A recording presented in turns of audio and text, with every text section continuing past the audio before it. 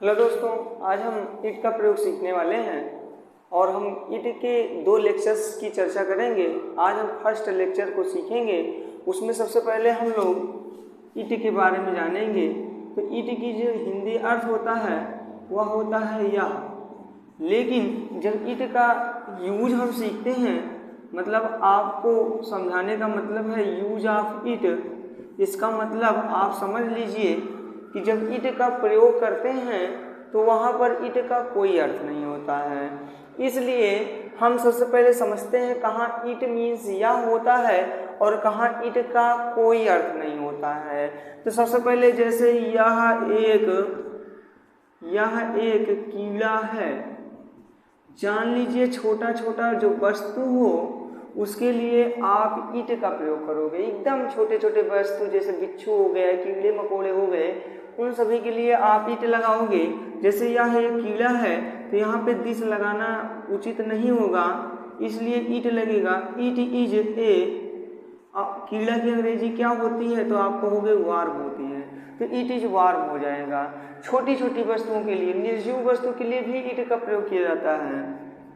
निर्जीव वस्तु के लिए किसका प्रयोग किया जाता है? ईट का प्रयोग। निर्जीव वस्तु के लिए ईट का प्रयोग। निर्जीव वस्तु के लिए छोटे जीवों के लिए ईट का प्रयोग। आप ये पॉइंट्स नोट करते चलिएगा। निर्जीव वस्तु के लिए, छोटे जीवों के लिए ईट्स का प्रयोग करते हैं। जैसे यह एक बिच्छू है तो इसके लिए आप उचित सबसे ज़्यादा होगा ईट। यहाँ पे ईट का अर्थ दे रहा है। अभी हम सीखेंगे जहाँ ईट का कोई अर्थ नहीं होगा तो ईट इज ए स्कॉर्पियन लिख दोगे। क्या लिख दोगे? स्कॉर्पियन लिख दोगे। आपको ये पॉइंट्स पहला आपको समझ में आ गया होगा। अब हम दूसरे ईट की चर्चा करने वाले हैं। दूसरा पॉइंट, ईट का प्रयोग जो है दिन के लिए किया जाता है। ईट का प्रयोग किसके लिए किया जाता है? दिन के लिए किया जाता है। अब कहोगे सर दिन क्या है? तो जो आप संडे, मंडे, ट्यूसडे, वेडनेसडे देखते हैं यही सभी दिन होते हैं। जैसे ट्रांसलेशन आ गया, आज मंगलवार है। अब आपसे पूछा जाए इसकी अंग्रेजी क्या होगी, तो जब हम इसका ईट के रूप में प्रयोग करेंगे तो यहाँ पे ईट का कोई अर्थ नहीं होगा। जैसे आज मंगलवार है, इसकी अंग्रेजी बनाओगे तो ईट इज, उसके साथ लगाओगे मंडे, तो ईट इज मंडे लगाओगे। और आज के लिए टुडे लगाओगे तो ईट इज मंडे टुडे लिख दोगे। जैसे कल सोमवार था, अब यहाँ पे आप देख लीजिए था थी थे आएगा तो वाज वेयर का प्रयोग करोगे। अब यहाँ पे ईट से ही ट्रांसलेशन शुरू करोगे क्योंकि यहाँ पर जो ईट होता है यह अर्थ नहीं देता है। ईट का यहाँ पर जो प्रयोग होता है इंट्रोडक्टरी के रूप में होता है। किस रूप में होता है? इंट्रोडक्टरी के रूप में होता है। इंट्रोडक्टरी का यही मतलब होता है कि ये वाक्य की शोभा बढ़ाने का कार्य करते हैं, जिससे वाक्य बोलने में अच्छा लगे। तो यहाँ पे कल सोमवार था, आप इसकी अंग्रेजी बनाएंगे, ईट लिखेंगे, ईट के साथ लगाओगे वाज, और सोमवार की अंग्रेजी क्या लिखोगे? मंडे लिखोगे। और ये बताइए कल बीता हुआ कल को इंग्लिश में यस्टरडे बोलते हैं, इसलिए बन जाएगा इट वाज मंडे यस्टरडे। यहाँ तक समझ में आया? जैसे कल सोमवार नहीं था तो आप इसकी अंग्रेजी बना सकते हो कि it was not Monday yesterday. यहाँ तक आपके समझ में आ गया होगा। अब मान लीजिए क्या कल सोमवार था बनाते तो वाज आगे कर देते, वाज के तुरंत पश्चात ईट लगा देते, फिर लिखते मंडे। हमेशा याद किए रहिएगा दिनों का जो नाम होता है वो हमेशा कैपिटल लेटर में होता है। किस लेटर में होता है? तो कैपिटल लेटर में होता है। और यहाँ पे क्वेश्चन मार्क लग जाएगा। अब हम एक ट्रांसलेशन कल आने वाले कल की बात करते हैं। जैसे कल जो है रविवार होगा, आपसे पूछा जाए इसकी अंग्रेजी बताइए, तो यहाँ पर होगा, होगी, होगे के लिए आप विल बी का प्रयोग करोगे। किसका प्रयोग करोगे? तो विल बी का प्रयोग करोगे। जैसे कल रविवार होगा तो यहाँ पे अंग्रेजी बनाओगे इट विल बी। अब ये बताइए संडे लगाओगे, क्या लगाओगे? संडे, तो इट विल बी संडे। और उसके बाद कल आने वाले कल की बात किया है तो टुमारो लगा दोगे। क्या लगा दोगे? टुमारो लगा दोगे। हमारे ख्याल से आपको यहाँ तक समझ में आ गया होगा, कोई हेजिटेशन की बात नहीं है। अब हम तीसरा टॉपिक सीखने वाले हैं। ईट का प्रयोग दिन के लिए हो गया। अब हम सीखेंगे ईट का प्रयोग महीने के लिए किया जाता है। किसके लिए किया जाता है? तो आप कहोगे ईट का प्रयोग, तीसरा पॉइंट जो है हमारा, महीने के लिए ईट का प्रयोग किया जाता है। किसके लिए? महीने के लिए ईट का प्रयोग किया जाता है। अब महीना क्या होता है? जैसे मार्च का महीना है, मार्च का महीना है, होली आई है, तो इसलिए यहाँ पे आप देख रहे हैं मार्च का महीना है। वाक्य को पूरा करने के लिए ईट का प्रयोग करोगे तो ट्रांसलेशन को क्रिएट कैसे करोगे? सबसे पहले लिखोगे ईट, ईट के तुरंत पश्चात लगाओगे is, it is month of लिखोगे, it is month of March लिख दोगे। यहाँ पे स्पेशली मार्च की विशेषता बतलाई जा रही है, इसलिए द लगेगा, it is the month of, it is the month of मार्च लगेगा। यहाँ तक आपके समझ में आ गया होगा। जैसे मार्च का महीना है, it is the month of मार्च। जैसे जुलाई का महीना था, जुलाई का महीना था, आप यहाँ पे देखिए था, थी, थे आया है, इसलिए यहाँ पे आप वाज लगाओगे। क्या लगाओगे? वाज लगाओगे और ट्रांसलेशन क्रिएट करोगे, इट वाज, फिर लगाओगे मंथ लगाओगे। क्या लगाओगे? मंथ लगाओगे, उसके साथ ऑफ लगाओगे और जुलाई की बात किया गया है तो इट वाज मंथ ऑफ क्या लिख दोगे? जुलाई लिख दोगे। अब मान लीजिए क्या जुलाई का महीना था, तो was it the month of, was it the month of July, और उसके तुरंत पश्चात क्वेश्चन मार्क लगा दोगे। हमारे ख्याल से आपको वाज मतलब इसका प्रयोग जो मैंने बताया महीने के साथ, अब आप समझ गए होंगे कि महीने के साथ क्या लगेगा, आप जान जाइए ईट लगेगा। अब हम लोग समय के साथ लगाएंगे। किसके साथ लगाएंगे? समय के साथ लगाएंगे। आप कहोगे सर ये समय क्या है? तो मैं बताना चाहता हूँ जो घड़ी में बजता है वही आपका समय होता है। अब पूछोगे सर घड़ी में क्या बजता है? तो मैं बताना चाहता हूँ सवा बजता होगा। सवा की अंग्रेजी क्या होती है? तो आप तुरंत जान जाओगे कि क्वार्टर होती है। क्या होती है? क्वार्टर पास्ट होती है। अब पूछोगे सर जब सवा की बात कर दिए हो तो पौने की बात बता दीजिए। तो पौने को अंग्रेजी में क्वार्टर टू बोलते हैं। क्या बोलते हैं? क्वार्टर टू बोलते हैं। अब जैसे आ गया साढ़े को क्या बोलोगे? तो साढ़े की अंग्रेजी बेटा होती है हाफ पास्ट। क्या होती है? हाफ पास्ट होती है। अब मान लीजिए आ गया वहाँ पे 8:25 हो रहे हैं, तो 8:25 को लिखोगे आप 8:25 ओ क्लॉक। क्या लिखोगे? 8:25 ओ क्लॉक। जैसे 9 बजे हैं तो 9 बजे की अंग्रेजी आप क्या लिखोगे? तो यहाँ पे 9 बजे हैं कि अंग्रेजी लिखोगे 9 ओ क्लॉक। क्या लिखोगे? 9 ओ क्लॉक। हमारे ख्याल से जो इतने हमने शब्द लिखे हैं आप इन्हें नोट कर लीजिए ताकि भविष्य में आप ऐसे शब्दों की इंग्लिश बनाने में आसानी हो सके। अब हम ट्रांसलेशन की चर्चा करते हैं। जैसे 8:15 बजे हैं, 8:15 बजे हैं। अब आप इसकी अंग्रेजी कैसे बनाओगे? तो यहाँ पे आपका ईट छिपा हुआ है इसलिए यहाँ पे ट्रांसलेशन ईट से शुरू होगा और ईट के तुरंत पश्चात लगाओगे इज।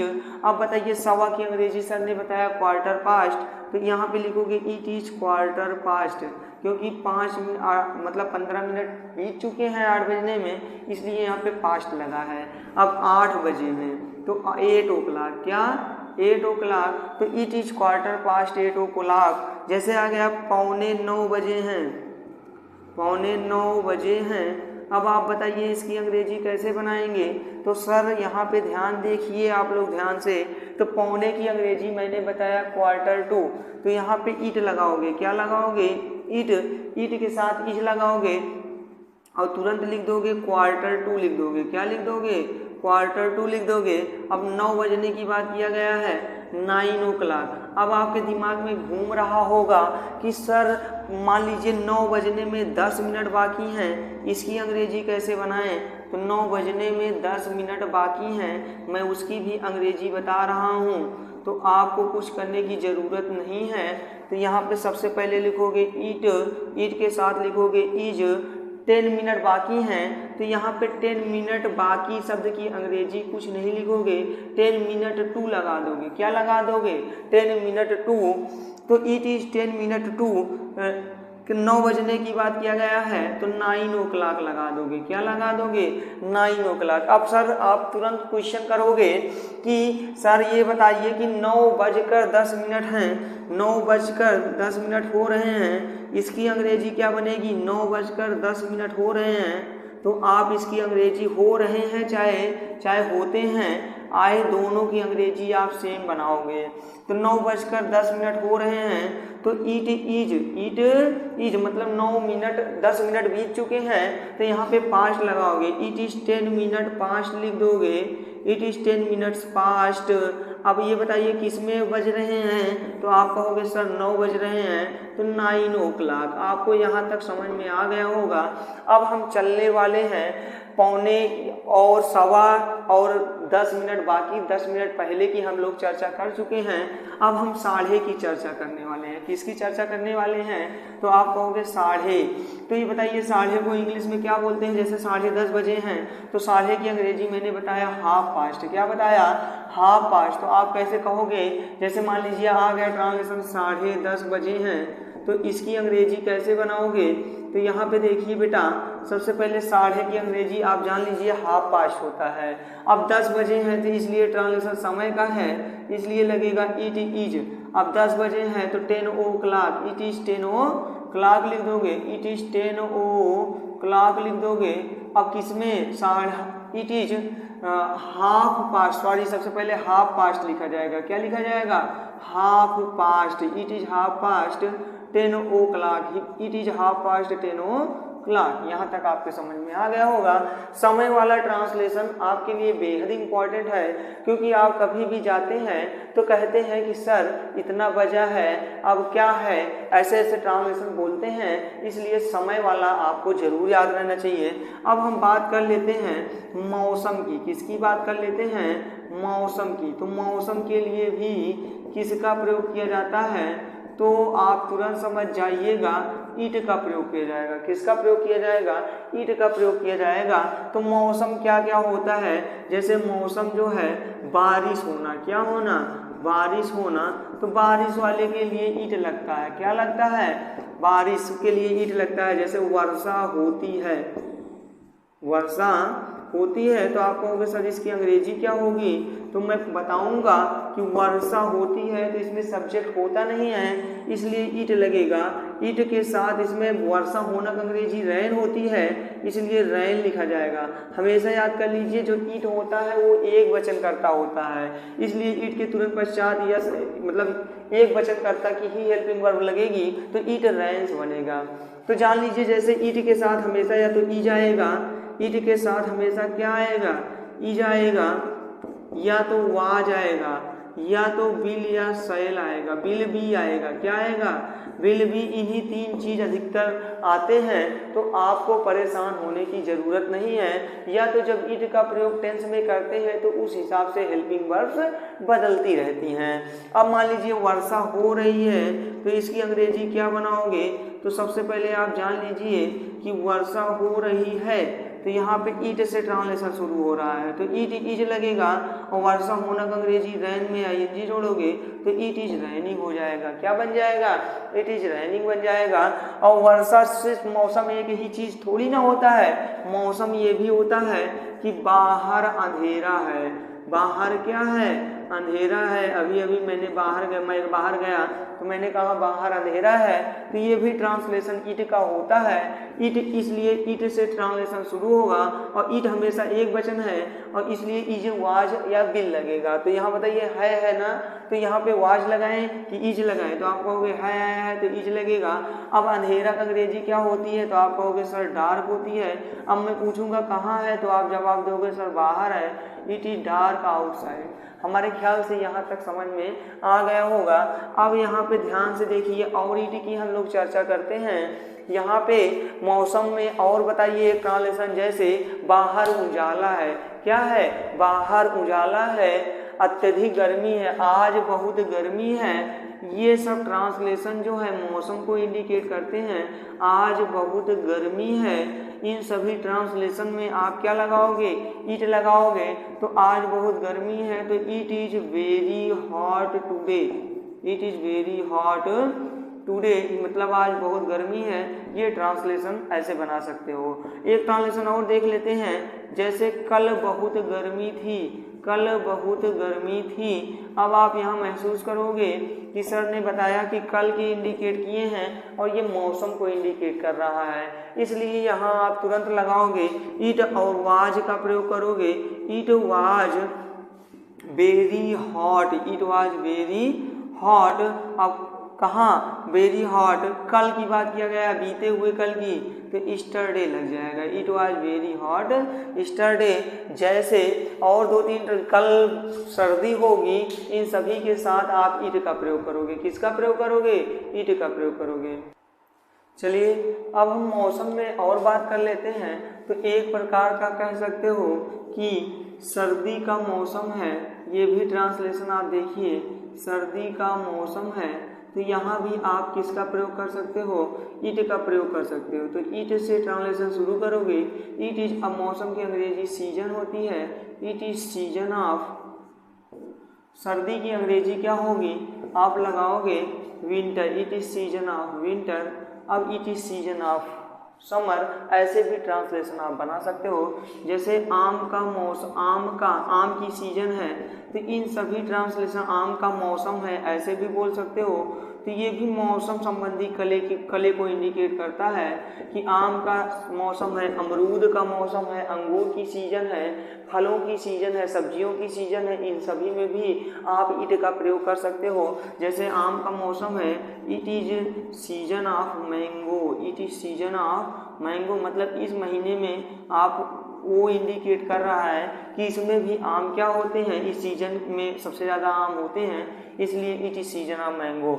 अब यहाँ पे हम ऋतु की चर्चा कर लेते हैं। तो ऋतु जैसे कि आप जानते हो, समर होता है, विंटर होता है, स्प्रिंग होता है, ऑटम होता है, इन सभी की हम बात कर लेते हैं। जैसे कि स्प्रिंग मतलब बसंत ऋतु है, बसंत ऋतु है। अब यहाँ पे आप बात बताइए कि बसंत ऋतु है, तो यहाँ पे क्या लगाओगे?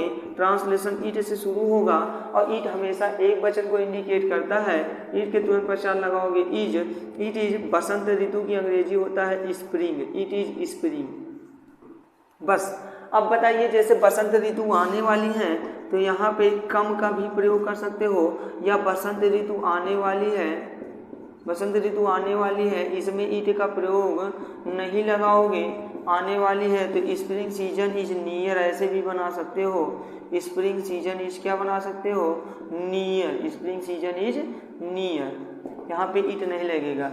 तो आप यहाँ तक इट के प्रयोग को सीखे हैं। जो कुछ भी बचे हुए हैं हम इट का सेकंड लेक्चर में सीखेंगे। तब तक के लिए आज इतना आप लोग लिख लीजिए, समझिए, और आज के लिए सिर्फ इतना ही। धन्यवाद।